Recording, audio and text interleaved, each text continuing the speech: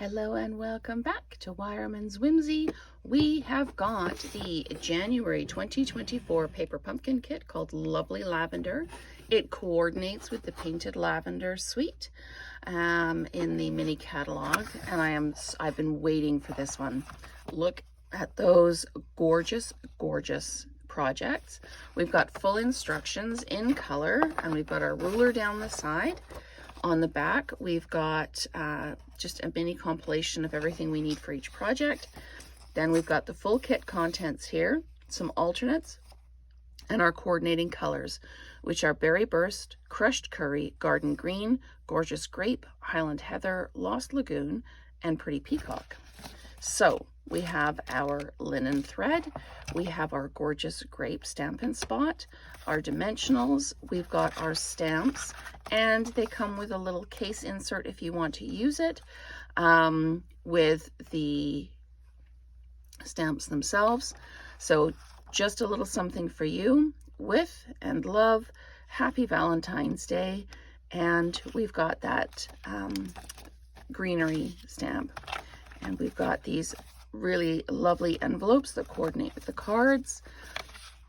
And the artwork goes all the way down to the bottom. So again, those are definitely going to be used in other ways as well.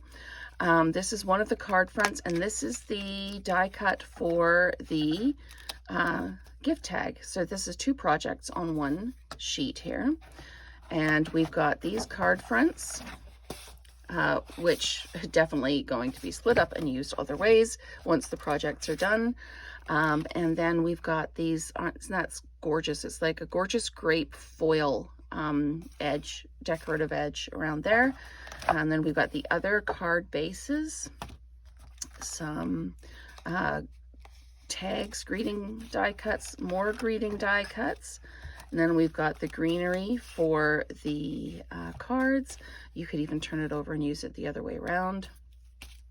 We've got our adhesive dots, and then we've got more die cuts, including the love for the card there. One came free. And where did I put the stamps down? Because there is also an add-on piece that comes with that you can order. It's the Love of Spring dies. It goes with the January, February, and March kits.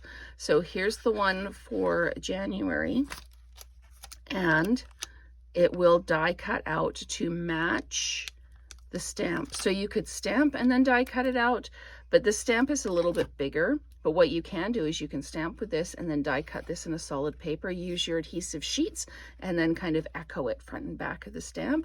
I am so excited about this kit and can't wait to get started. So stay tuned for those projects and alternates.